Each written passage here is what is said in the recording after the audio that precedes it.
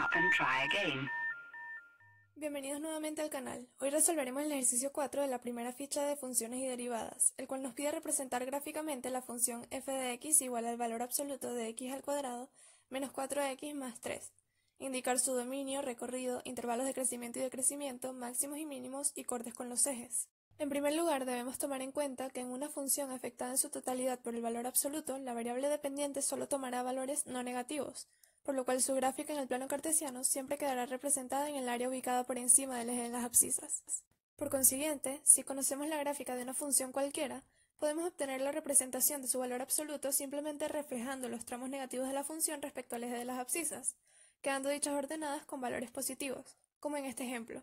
Según las consideraciones previas, para representar gráficamente la función dada en el enunciado del problema, debemos comenzar graficando la función definida por la expresión contenida en el interior del valor absoluto, la cual llamaremos g. Recordemos que g es una función cuadrática cuya expresión analítica general es a por x al cuadrado más b por x más c, donde a es distinta de 0. La gráfica de la función cuadrática es una parábola vertical, y para su representación conviene conocer los siguientes elementos. En primer lugar, hacia dónde abre la parábola vertical, lo cual está determinado por el valor de a. Si es mayor que 0, la parábola abre hacia arriba y es cóncava. Si es menor que 0, la parábola abre hacia abajo y es convexa. Dado que en este caso a es igual a 1, que es mayor a 0, la parábola vertical abrirá hacia arriba. En segundo lugar, está el punto de corte con el eje de ordenadas.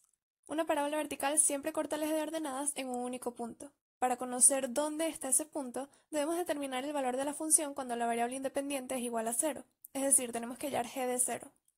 Así que 0 al cuadrado menos 4 por 0 más 3 será igual a 3, con lo que el punto de corte en y estará en el par ordenado 0, 3, en este punto. En tercer lugar, los puntos de corte con el eje de las abscisas, que pueden ser 2 puntos, 1 punto o ningún punto. Para conocer si la función corta el eje de abscisas y en caso afirmativo dónde ocurre dicho corte, debemos igualar la función a 0 y resolver la variable independiente. Así que x al cuadrado menos 4x más 3 será igual a 0, y factorizando el lado izquierdo, la ecuación resultará en dos factores que igualaremos a 0. Dado que la ecuación resultó tener dos soluciones, la función g corta el eje de las abscisas en dos puntos cuyos pares ordenados son los siguientes: 1, 0 y 3, 0. Y en cuarto lugar, el punto del vértice de la parábola, cuya abscisa puede ser determinada mediante la fórmula b sub x igual a menos b sobre 2 por a. Pero por deducción, el vértice de una parábola vertical es el punto donde la parábola cruza su eje de simetría, y dado que nuestra parábola corta el eje de las abscisas en dos puntos, la abscisa del punto de vértice debe ser igual al valor medio de las abscisas de dichos puntos de corte, que es igual a 2. Luego, la ordenada del punto de vértice es determinada por el valor de la función g cuando la variable independiente es igual a su abscisa, es decir, tenemos que hallar g de 2. Así que 2 al cuadrado menos 4 por 2 más 3 será igual a menos 1, de modo que el punto de vértice de la función g, que llamaremos p sub b, es el par ordenado 2 menos 1, en este punto del plano cartesiano. Por todo lo anterior, la representación gráfica de la función g es la que se muestra a la derecha.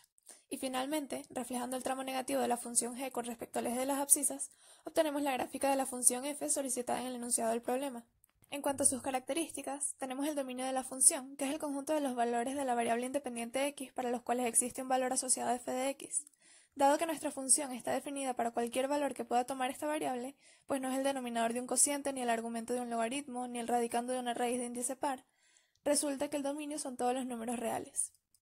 El recorrido, o rango, es el conjunto de los valores que toma la variable dependiente y.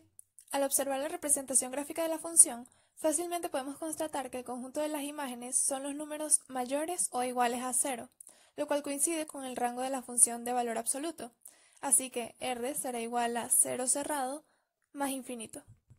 Ahora, por un lado, una función es creciente en un intervalo a-b perteneciente al dominio si en la medida en que el valor de las abscisas aumenta, el de las ordenadas también lo hace.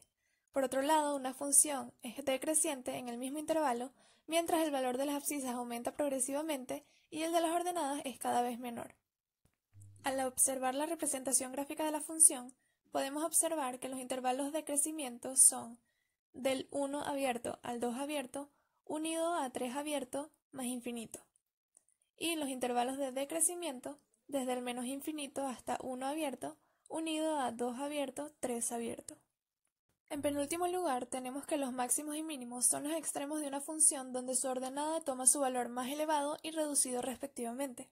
Estos serán considerados relativos o absolutos si la condición planteada se cumple sobre todo el dominio de la función o en un subconjunto. Al observar la representación gráfica de la función, notaremos que hay un máximo relativo, 2, 1, y dos mínimos relativos, el punto 1, 0 y 3, 0. No existe un máximo absoluto porque la función crece indefinidamente hacia el infinito, y por otro lado no existe un mínimo absoluto porque la función presenta dos mínimos al mismo nivel en los puntos de corte con el eje de las abscisas. Y finalmente, como ya fue determinado durante la representación gráfica de la función, los puntos de corte con los ejes del plano cartesiano son los siguientes. En el eje de las ordenadas, el punto 0, 3, y en el eje de las abscisas, los puntos 1, 0 y 3, 0. Espero haberme explicado bien y que les vaya genial en el examen. Adiós.